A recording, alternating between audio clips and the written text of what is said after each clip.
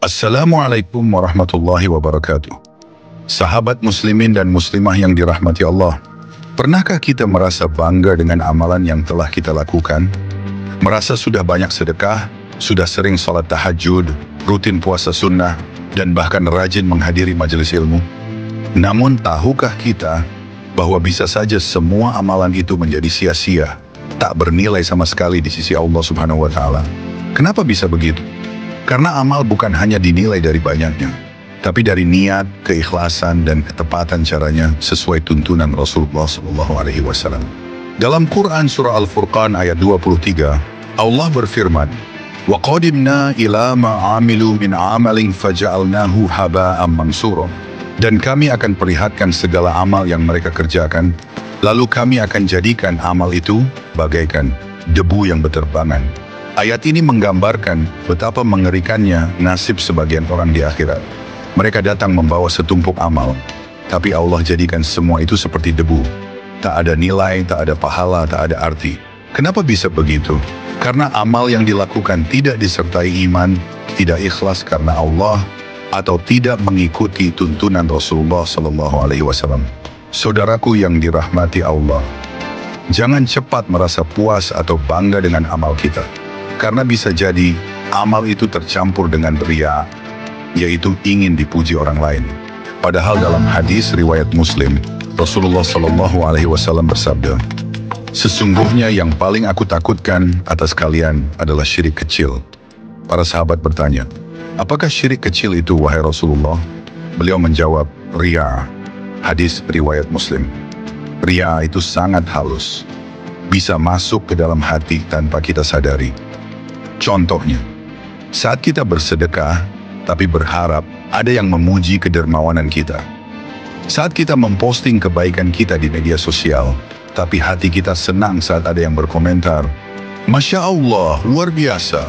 Hati-hati saudaraku, karena amal yang disertai riya tak akan diterima oleh Allah. Agar amal kita diterima, syaratnya ada dua. Pertama, ikhlas karena Allah, tanpa niat mencari pujian, perhatian, atau sanjungan.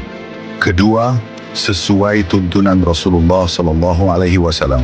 Tidak boleh membuat amalan sendiri yang tidak dicontohkan oleh beliau. Dalam hadis riwayat Bukhari dan Muslim, Nabi Muhammad SAW bersabda, "Barang siapa yang mengada-adakan dalam urusan agama, kami ini sesuatu yang tidak ada darinya, maka itu tertolak." Hadis riwayat Bukhari dan Muslim. Artinya, semangat beramal saja tidak cukup. Kalau caranya tidak benar, tidak sesuai syariat, maka amal itu akan ditolak. Bayangkan, seorang hamba berdiri di hadapan Allah. Ia merasa sudah berbuat banyak. Salat, puasa, haji, sedekah. Namun ternyata Allah berkata, "Amalmu sia-sia karena kau melakukannya bukan karena aku. Kau ingin dipuji, maka aku sudah beri pujian manusia di dunia. Tapi di sisiku tidak ada apa-apa untukmu." Na'udzubillahi min zalik. Sahabatku, mulai hari ini, mari kita jaga hati kita. Saat beramal, tanyakan dalam hati, untuk siapa aku melakukan ini? Apa yang aku harapkan dari amal ini? Sudahkah aku meneladani Rasulullah SAW dalam amal ini? Bila hati mulai tergoda dengan pujian manusia, segeralah istighfar. Kembali luruskan niat hanya karena Allah, hanya mengharap ridhanya. Dan jangan lupa untuk selalu menuntut ilmu, agar kita tahu mana amalan yang benar sesuai sunnah, dan mana yang hanya ikut-ikutan atau buatan manusia. Saudaraku seiman, amal kita sangat berharga. Tapi lebih berharga lagi adalah diterimanya amal tersebut. Jangan cepat bangga, jangan merasa cukup. Karena ujian terbesar dari amal bukan hanya melakukannya, tapi menjaganya tetap ikhlas sampai akhir. Mari kita perbaiki niat, pelajari ilmunya, dan berdoa agar Allah menerima setiap amal yang kita lakukan. Ya Allah, terimalah amal kami. Jauhkan kami dari riya. Jadikan kami hamba yang ikhlas dan istiqamah dalam kebaikan. Amin ya rabbal alamin. Terima kasih telah menonton.